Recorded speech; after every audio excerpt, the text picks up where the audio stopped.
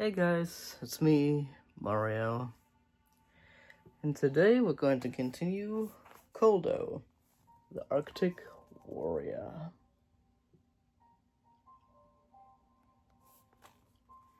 Chapter 5, A Beast in Chains.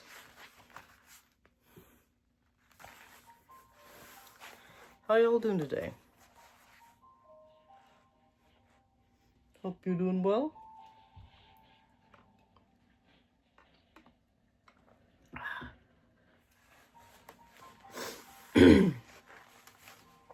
Let's get this chapter started. Dusk was falling as the amulet led them across open snowfields. Finally, they came to a road rotted by frozen cartwheel tracks. We're getting close to the village. To a village, Elena said.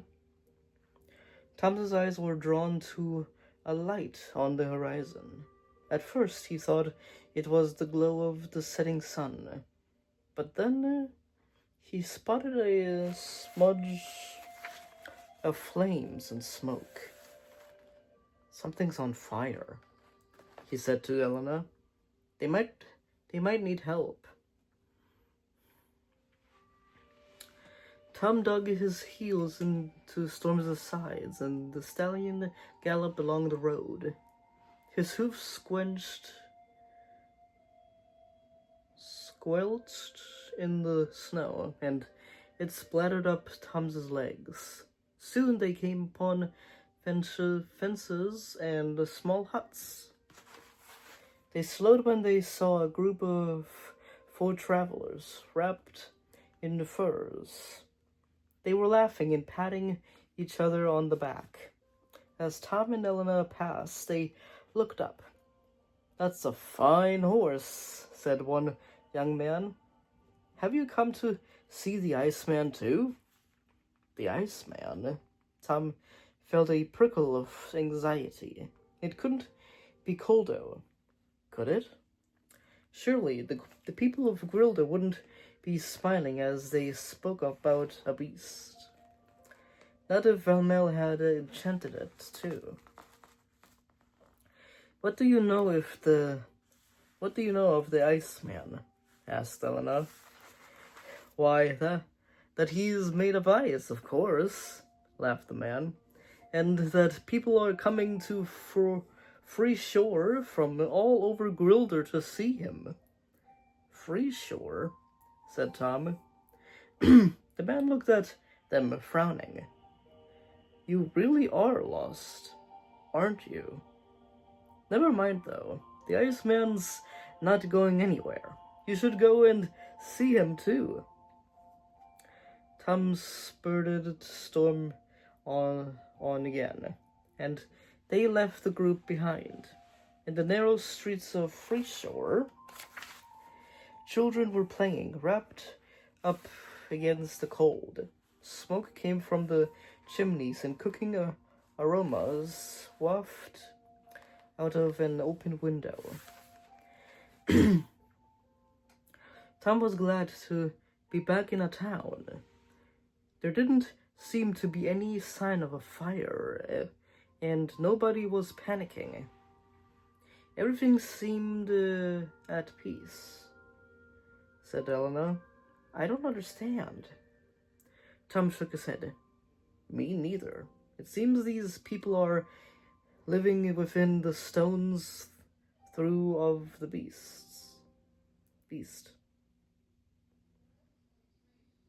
Yet they don't seem to fear it at all." The amulet couldn't be wrong, could it? Soon they reached the market square, with stalls selling bolts of thick clothes and roasted chestnuts.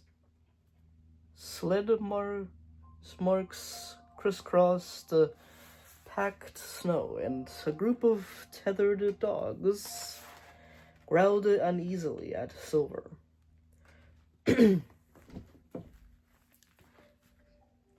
As Tom and Ellen dismounted, the unsafe Tom unsheathed his sword and held it in his left hand.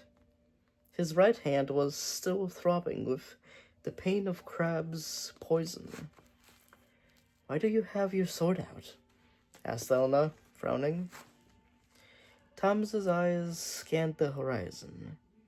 The people here might not be alert to danger, but that doesn't mean the beast isn't ready to attack, he said. Hey, for your horse, sir."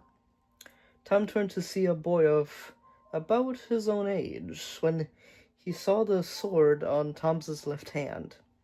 His eyes widened and then searched Tom's face. "You're him, aren't you?" and said the boy. Tom stared an anxious look with Elena. "I'm who exactly?" said Tom. The boy smiled. "The son of Gwilder, you know, the prophecy? A son of Gwilder raised in the east will come to save the kingdom's beasts. We've heard all about it. We've heard all about you."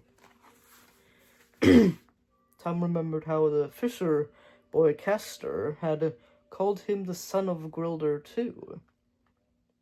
Then there had been the painting that he'd seen during his quest against Hawkite. It had been a picture of a boy just like Tom, but with his sword gripped in his left hand. Now it looked as though this youngster also thought that Tom was the son of Gwilder, whoever that was. The boy puffed out his chest. "But you are too late. We've caught it all in hand here. The Iceman's imprisoned." "Imprisoned?" said Tom. "How?" "I'll show you," said the boy. "I'm Linus, by the way." Linus led them through the center of the village and along a track through a pine wood. He spoke breathlessly over his shoulder as he went. Freeshore's never been very popular after all. Who'd want to visit a place where it's always cold? But now we've got the Iceman. All that's changed. People are coming from all over Gwilder to see our prize. Brings in good money too. They passed a queue of people gathered along the path, buying snacks from the sellers, who worked the crowd. Tom seized his sword. He didn't want to scare the villagers. He could hear the crackle of fire ahead and saw a glow between the trees. But nothing could prepare him for what he saw when he descended into the clearing.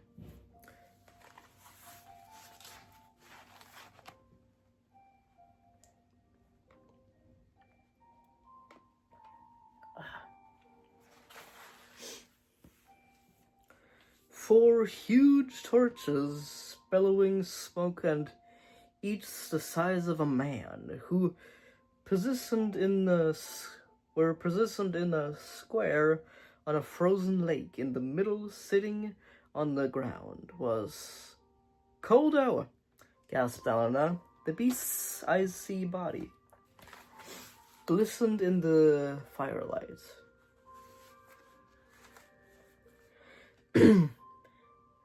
Melting water streamed over his frozen limbs.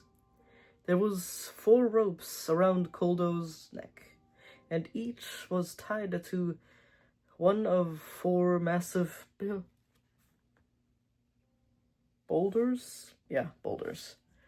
Boulders positioned between the torches. The beast's head sagged between the shoulders. Beyond the torches, men and women waved sticks and cheered others.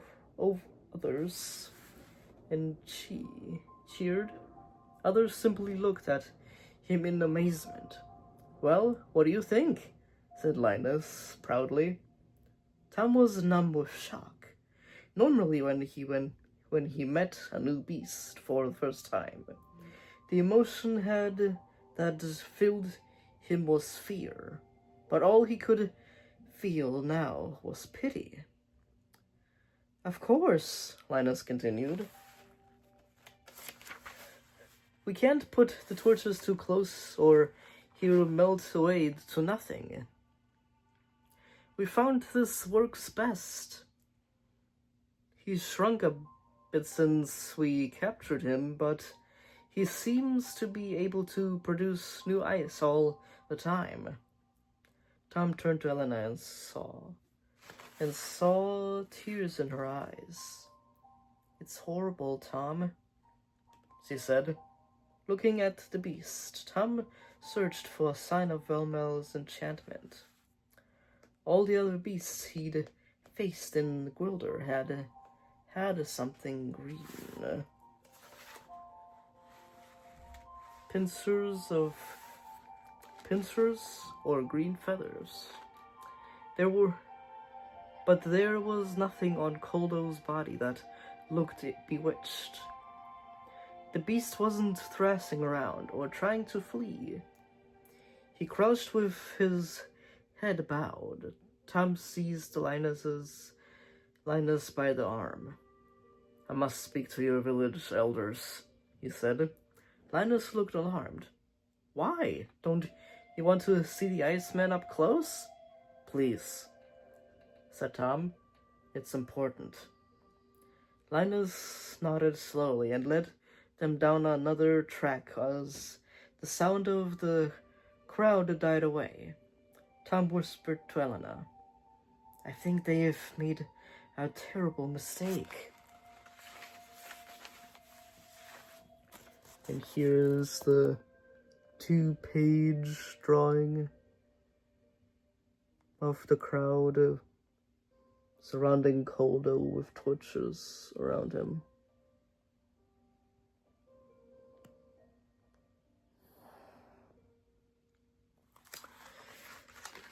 Oh, boy. Sometimes I wonder if this is actually a kid's book series. It has stuff like this in it. Oh, boy.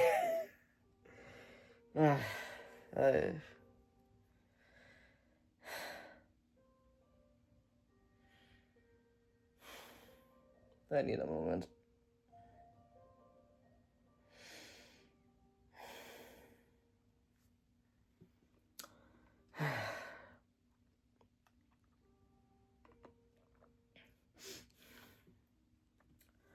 Not a sight for sore eyes. It's a little tough reading these chapters sometimes.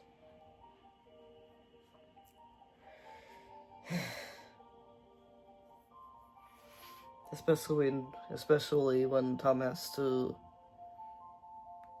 get rid of the beast in a non-humanic way. Humanic? Is that a word? Humane way. But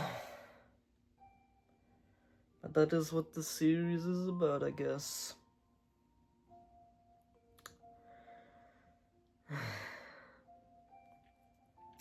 Well, anyway, I still hope you like my read-through of these. And I will see you guys whenever I see you. Alright. Hope you guys like, subscribe, hit the bell. If you guys are interested in more Beast Quest videos. Also, we have like 169, I think? 168. Yeah, thank you for the news. Thank you for subscribing. 160 plus people are watching me.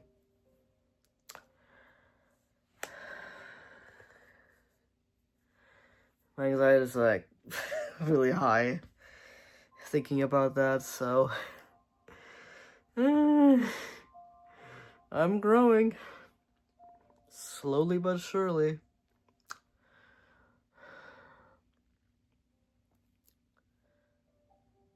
Most people are probably here for either Beast Quest or a Great Dragon Book entries, which I have another one ready to go. I just have to get another chapter of Beast Quest out, and then I can do the next dragon of the Great Dragon Book. Well, I am rambling right now, so sorry about that. Ugh, that's disgusting. Ugh, sorry. I hope you guys like, subscribe, and hit the bell if you guys are interested in more Beast Quest Beast Quest videos. Beast Quest videos. Alright, see you all in the next video. Bye.